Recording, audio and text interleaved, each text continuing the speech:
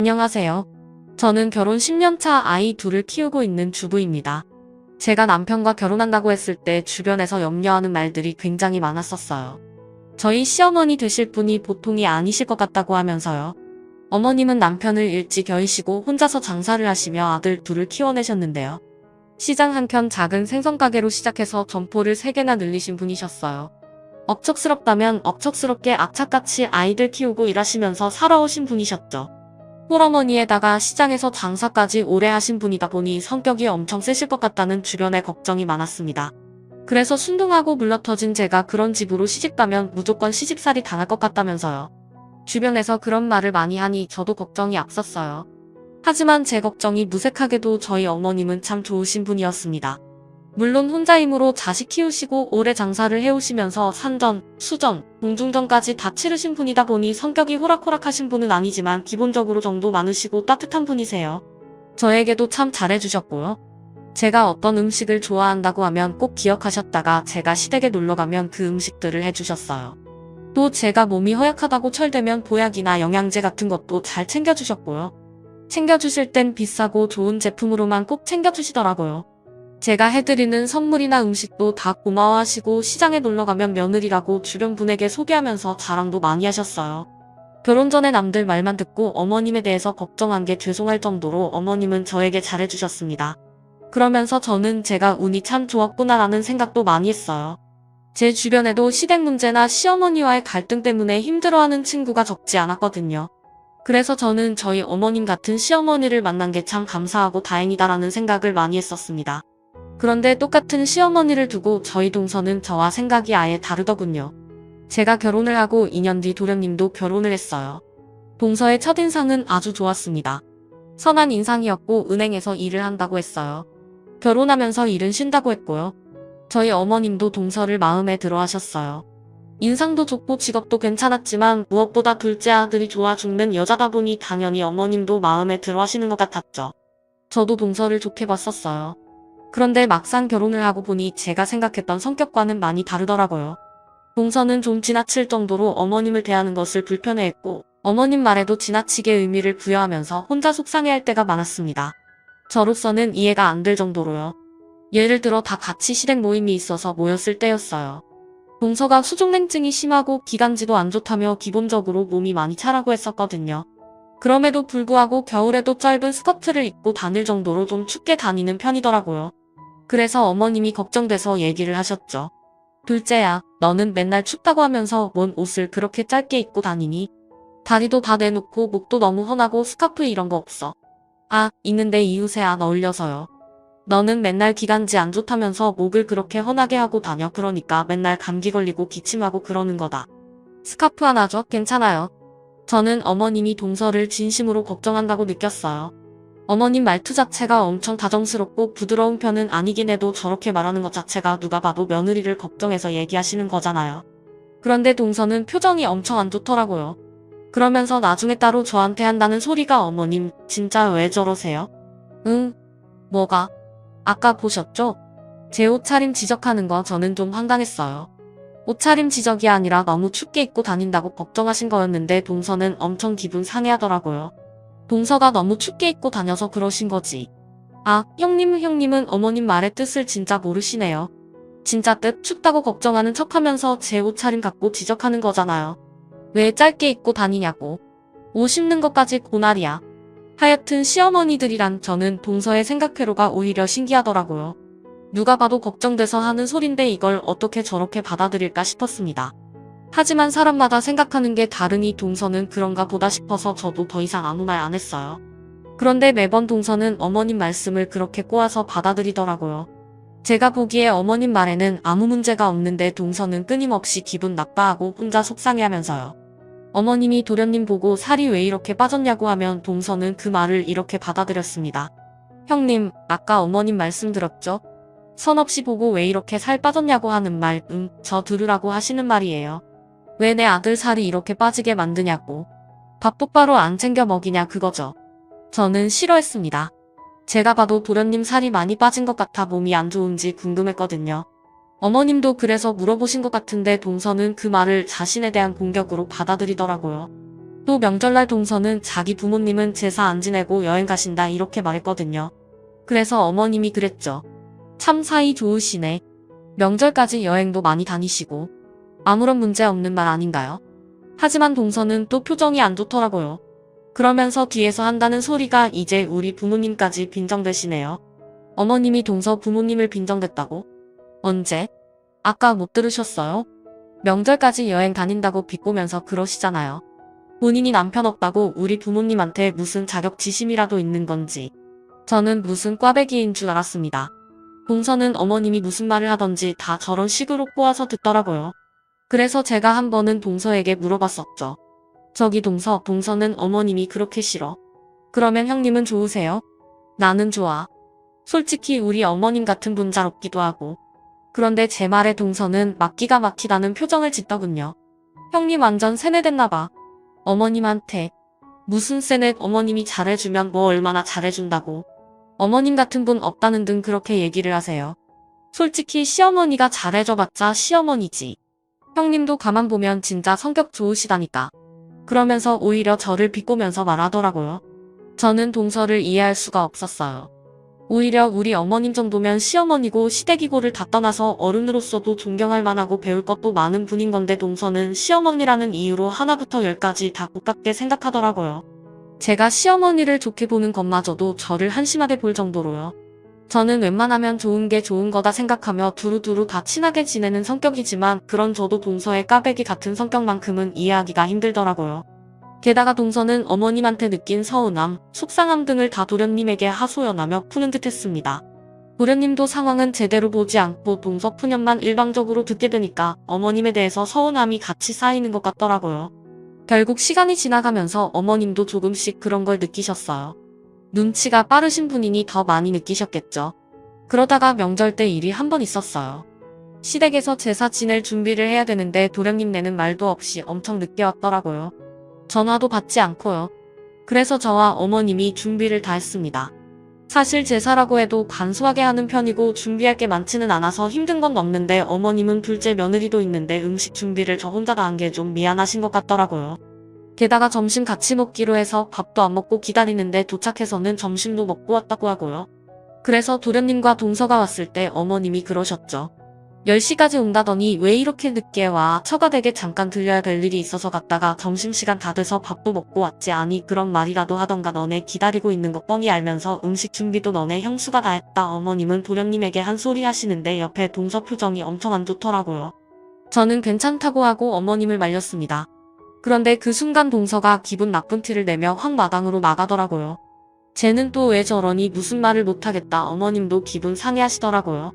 그러면서 저한테 첫째야 너 가서 둘째 데리고 와. 내가 참고 참았는데 나도 할 말은 좀 해야겠다. 어머님도 그때는 화가 많이 나신 것 같더라고요. 저는 알겠다고 하고 마당으로 동서를 찾으러 나갔죠. 그 와중에 동서는 자기 집에 전화를 하면서 하소연 혹은 어머님 뒷담을 하고 있더라고요. 아니 친정 좀 갔다 왔다고 뭐라고 하시잖아. 아 진짜 서러워서 못 살겠다니까. 일찍 와서 제사 음식 준비나 하지 왜 늦게 오냐 그거야. 저는 뒤에서 동서 통화가 끝나길 기다렸습니다. 동서는 제가 있는 걸 보고 움찔 놀라더니 통화를 대충 끝내더라고요. 어머님이 들어오라셔 할 얘기 있으시다고. 하니 형님 제가 진짜 잘못한 거예요. 밥 먹고 올 거면 얘기를 해줘야지. 우리 다 기다렸잖아. 솔직히 어머님 밥 때문에 그런 거 아니잖아요. 저 와서 음식 준비 안 했다고 그러신 거잖아요. 부려 먹어야 되는데 못 부려 먹어서 저도 그 말에 좀 짜증이 나더라고요. 동서는 왜 모든 말을 다 이상하게 받아들여. 음식 준비야 그렇다 쳐도 도련님하고 동서 기다린다고 어머님하고 우리도 밥 못 먹은 거 맞잖아. 게다가 전화도 안 받고 전화 몇 통 하지도 않으셨잖아요. 선우씨가 폰을 무음해라서 몰랐던 건데 동서 그런데 그때 어머님이 나오셨어요. 어머님도 화가 좀 나셨더라고요. 얘 연정아 너 도대체 뭐가 문제니. 뭐가 그렇게 마음에 안 들어서 여기만 오면 내내 툴툴거리고 그러냐고. 말 나온 김에 한번 물어나 보자. 오늘도 너네가 10시까지 온다고 해놓고 1시간 넘어서 오고 전화도 안 받고 음식 준비 너네 형님이 다 했어. 그럼 일단 미안하다고 하는 게 먼저 아니야. 솔직히 어머님 하시는 말 하나도 틀린 거 없었어요. 제가 음식 준비하는 건 상관없는데 그래도 본인들이 늦게 왔고 본인들 때문에 밥도 못 먹고 기다린 거면 죄송하다는 말이 먼저 나와야 되는 거 아닌가요? 그런데도 동서는 어머님이 한 소리 했다고 금방이라도 울 것처럼 잔뜩 심통난 얼굴로 바닥만 보고 있더라고요. 너 어디 한번 대답 좀 해봐. 뭐가 그렇게 마음에 안 들고 매번 서운한 거니. 너는 그때 집에 있던 도련님과 저희 남편도 나왔습니다. 그러자 동서는 갑자기 울음을 터뜨리더라고요. 그러면서 도련님에게 나 집에 갈래 이렇게 욕이나 먹으려고 당신이랑 결혼한 거 아니거든 동서는 그렇게 말하더니 그대로 확 나가버리더라고요. 거기다 대고 도련님도 엄마 진짜 너무하시네요. 그러면서 동서 따라 나가고요. 어머님이나 저나 남편이나 셋 다 얼마나 황당한지 어머님이 막 뭐라고 꾸중을 하신 것도 아니고 그 정도는 당연히 말하실 수 있는 거 아닌가요? 그런데 동서나 도련님이나 본인들이 더 속상해하고 섭섭해하면서 가버리는 겁니다. 게다가 도련님은 나중에 따로 어머님께 연락 와서는 연정이가 집에서 얼마나 운줄하느냐며 형수님한테는 잘해주시면서 연정이한테 왜 그러냐고 따졌다더라고요. 어머님도 그 일로 도련님과 다투시고 엄청 기분이 상하신 것 같았고요. 저는 동서가 참 볼수록 특이하고 이상한 성격이다 싶었습니다. 피해의식 같은 것도 심한 것 같고요. 동서와 어머님의 갈등은 그때를 기점으로 몹시 악화가 되었습니다.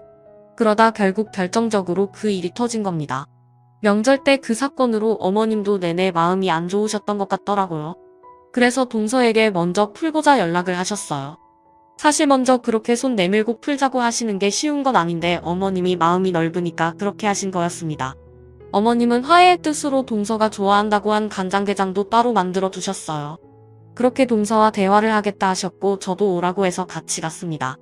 동서는 마지못해 억지로 들어오더라고요. 좀 어색하게 있다가 어머님이 먼저 말문을 여셨어요.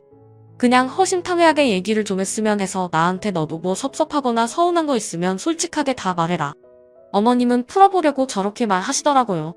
솔직히 옆에서 지켜보기에 어머님이 잘못한 건 하나도 없었지만 그래도 먼저 저렇게 손을 내미셨어요. 보통은 어른이 이렇게까지 나오면 본인 잘못도 돌아보는 게 맞을 텐데 저희 동서는 기다렸다는 듯 얘기하더군요. 어머님은 별 생각 없이 말하셨다지만 저 그간 서운한 거 진짜 많았어요. 뭐가 그렇게 서운했는데 그러면서 앞서 말한 것 같은 사소한 일화에 대해서 말을 했습니다. 솔직히 저도 옆에서 들으면서 동서가 피해의식이 있나 싶을 정도로 이해가 안 되는 것들이 대다수더라고요. 도대체 저게 왜 그렇게 기분 나쁜가 싶을 정도로요. 그렇다 보니 당연히 듣는 어머님도 이해 안 된다는 반응이었고 듣다 못해 그런 걸 왜 서운해하냐고 하셨어요. 그랬더니 동서는 보세요 어머님은 결국 그렇게 말하실 거면서 저한테 왜 허심탄회하게 얘기해보려고 하시는 거예요 얘기 들어보니 전부 다 너 혼자 오해하고 고깝게 들은 거잖아. 어머님이 진짜 속뜻을 안 담고 말하신 거 아니잖아요. 형님은 단순하고 허실실하는 성격이라 별 생각 없으실지 몰라도 저는 아니거든요. 다 알거든요. 가만히 옆에 있던 저까지 단순하고 멍청해서 허실실한 성격으로 만들더라고요. 저도 어이가 없었죠. 어머님도 점차 황홀하신 것 같았습니다. 너 볼수록 성격이 참 이상하다. 나이도 어린 애가 뭐가 그렇게 꼬일대로 꼬였니? 너는 내가 무슨 말을 해도 다 고깝게 받아들이는 거네. 내가 시어머니라는 이유로 그래? 제 성격이 이상하다고요? 어머님 말 다 하셨어요? 그래 다 했다. 어머님 성격이 더 이상하거든요. 내가 이래서 시댁 것들이란 상종도 안 하려고 했는데. 뭐? 시댁 것들 너 말 다 했어? 어머님과 동서는 언성을 높이며 싸우게 되었습니다. 풀자고 모인 자리였는데 결국 더 악화가 된 거였죠. 그런데 거기다 대고 동서가 말 다 했어요. 시어머님은 단줄하세요? 그러더니 갑자기 어머님이 들고 가라고 말하셨던 간장게장을 싱크대에 버리려는 거예요. 그리고요, 저 이런 거 안 먹거든요. 어머님도 동서의 행동에 달려가서 동서를 확 밀치셨어요. 너 미쳤니? 어디 아까운 음식을 함부로 버리기엔 너 집에서 그따위로 배웠어. 어머님이 확 밀치셔서 동서도 뒤로 나자빠졌어요. 하지만 어머님이 화내시는 것도 당연한 거였습니다. 기껏 본인 생각해서 만들어준 음식을 눈앞에서 버린다뇨. 제가 봐도 동서가 미친 것 같았죠. 하지만 동서는 자기를 밀었다며 울고 불고 쌩 난리를 피더니 그대로 밖을 나갔습니다. 어머님도 싱크대에 간장게장을 보며 엄청 속상해 하셨어요. 큰애야, 내가 봐도 내가 쟤한테 잘못한 거니? 하시더라고요. 저는 아니라고, 저도 동서를 이해 못하겠다고, 왜 저러는지 모르겠다고 말씀드리면서 어머님을 위로해드렸죠. 그런데 동서는 도련님에게 이상하게 말을 전했나 보더라고요. 어머님이 자기를 불러다가 일방적으로 심하게 혼을 내셨고 급기야는 밀치기까지 했다고요. 그러면서 너네 집에서 가정교육을 그따위로 배웠냐며 성격 진짜 이상하다고 욕을 했다면서 도련님을 붙잡고 하소연을 했다네요. 상황은 제대로 보지도 않고 동서 말만 들은 도련님은 어떻게 어머님에게 이럴 수 있느냐고 난리쳤습니다. 둘째 아들이 저러니 어머님은 더 기가 막혀 하셨고요. 저도 옆에서 아니라고, 어머님 그렇게 말 안 하셨다고, 동서가 먼저 간장게장 싱크대에 버렸다고 하는데도 오히려 도련님은 저에게 형수님도 그러는 거 아니에요. 같은 며느리면서 어떻게 엄마 편 만드세요? 우리 연정이가 얼마나 외로웠을지 알겠네요. 형수님, 엄마한테 그렇게 알랑방구 끼시면 뭐 있는 줄 아세요? 엄마한테 뭐 받아낼 거라도 있으시냐고요? 라는 거예요. 제가 무슨 어머님한테 뭐라도 바라고 편드는 것처럼 몰아붙이는데 그 순간 저도 너무 화가 나더라고요. 기가 막혀서 입이 떡 벌어졌는데 그 순간 어머님이 도련님 뺨을 때리셨어요. 너 미쳤니? 할 말 못할 말 구별도 못해? 내 마누라 말만 듣고 엄마고 형수고 눈에 뵈는 것도 없어. 내가 그따위로 허수아비짓 하니까 내 마누라도 저렇게 미쳐 날뛰는 거다. 어디서 결혼을 해도 저런 정신 나간 애랑 결혼을 해서 집안에 분란을 만들어 어머님도 경노하셔서 부들부들 떨면서 소리 지르셨는데 뺨 맞은 도련님도 똑같이 난리를 치더라고요. 정신 나간 애라니요? 말 다 하셨어요? 연정이한테 뭐 어떻게 했는지 너무 잘 알겠네요. 나 믿고 결혼한 여자한테 어떻게 이러실 수 있어요? 저는 엄마는 시어머니 집 그딴 거 안 하실 줄 알았어요. 엄마도 똑같으시네요. 이러니까 연정이가 힘들어하죠. 어머님 너무 기막히고 억울해서 뒤로 쓰러지시려고 하고 저는 겨우 붙잡고 정말 아수라장이 따로 없었습니다. 그렇게 한바탕 난리 피우고 도련님은 이제 이 집 안 온다고 하더라고요. 그 말에 어머님도 너 내가 한 말에 책임져?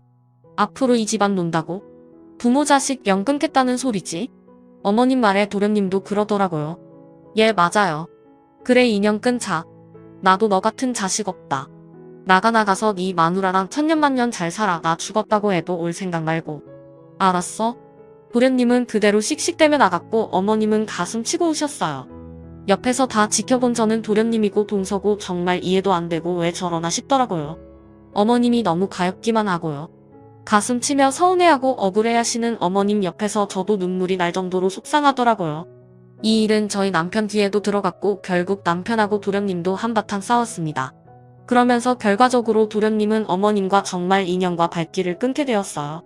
남편은 도련님에게 뭐라고도 하고 먼저 어머님께 사과드리라고 타일러도 봤는데 도련님은 꿈쩍도 않더라고요.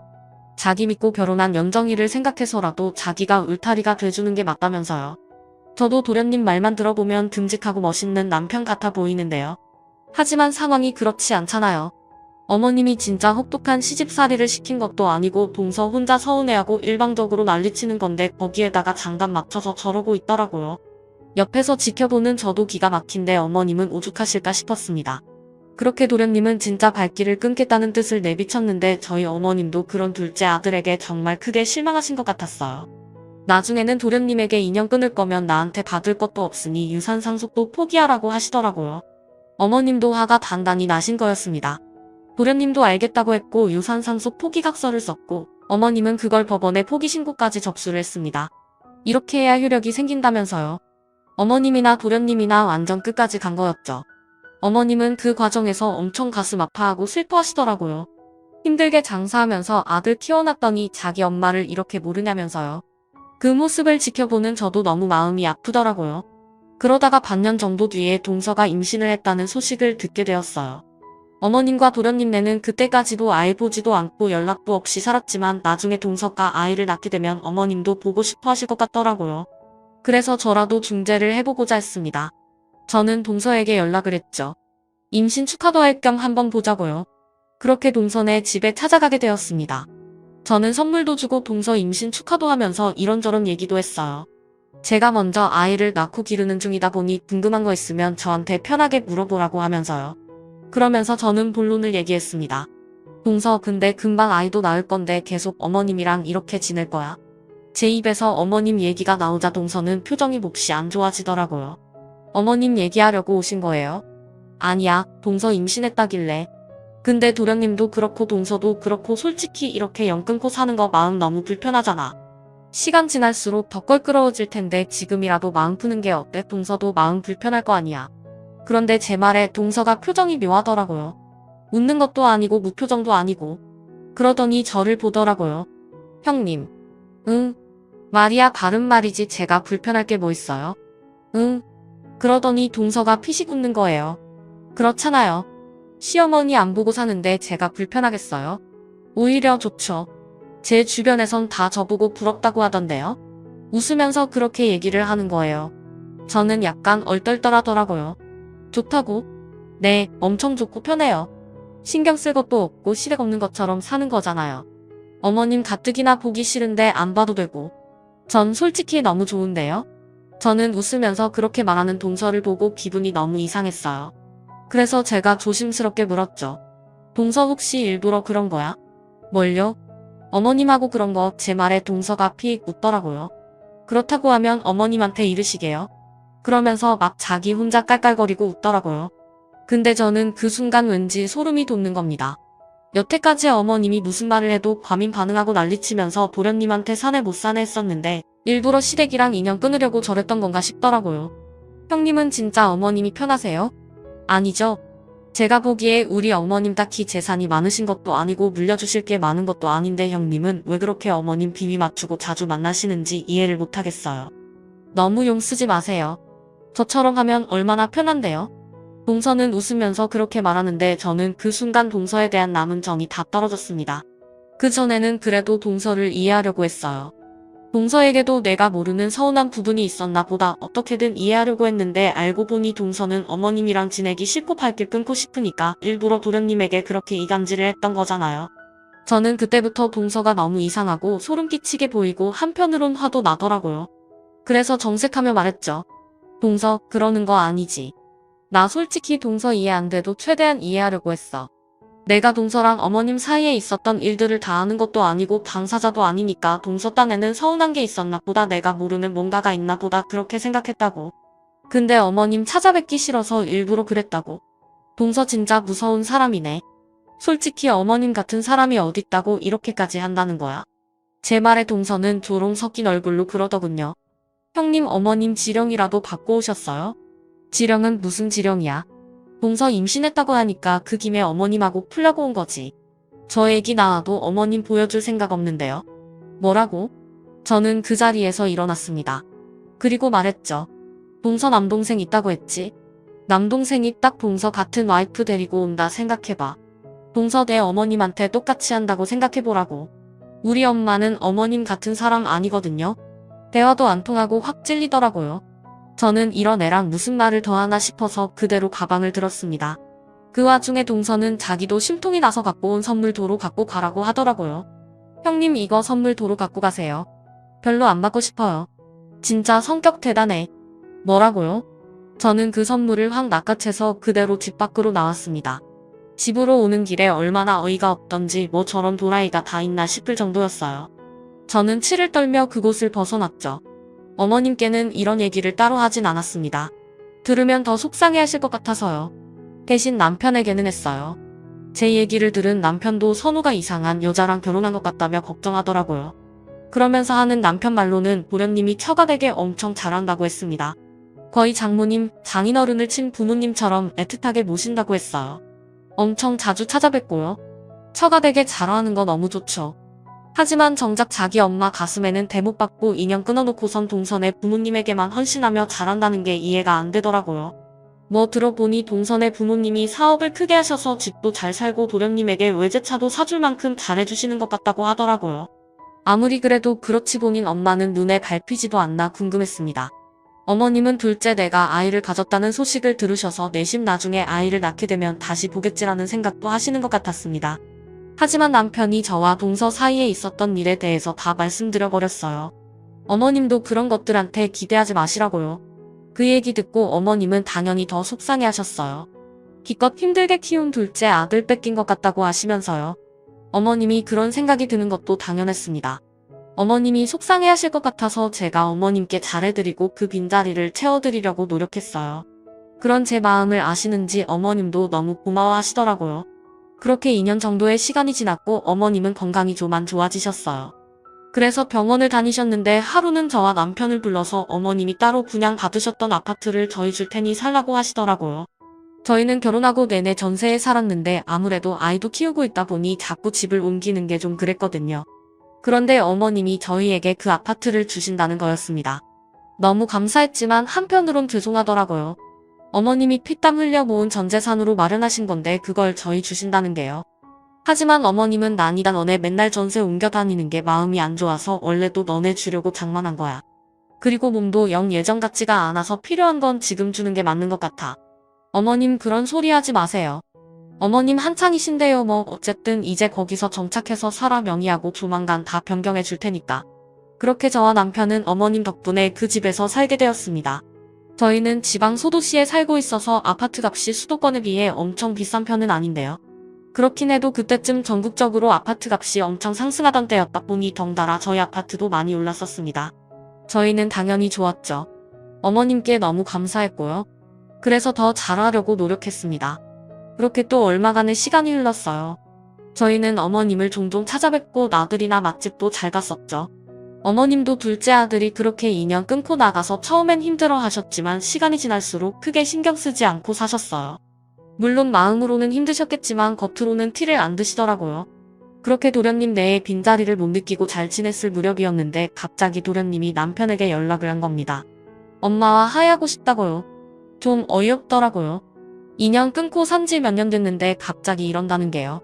남편은 왜 그러냐니까 아이도 많이 컸는데 엄마도 손주 보고 싶어 하지 않으시겠냐고 하더군요. 남편이 응량을 크게 해놓고 전화를 해서 저도 옆에서 들었는데 참 어이가 없더라고요. 언제부터 그렇게 어머님을 신경 썼다고요. 애 낳고 얼굴 한번 보여준 적 없이 발길 끊을 땐 언제고 이제 와서 저러는 게 너무 속 보였죠.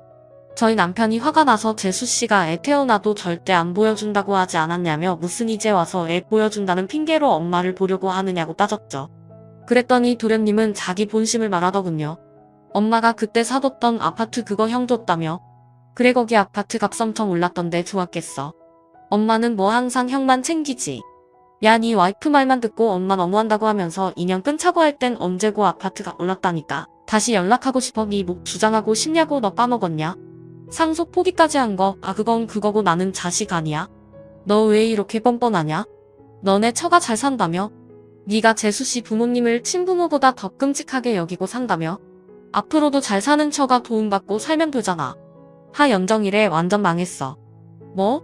아버님 사업 잘못돼서 집 날아간 지 오래라고. 정말 그래서?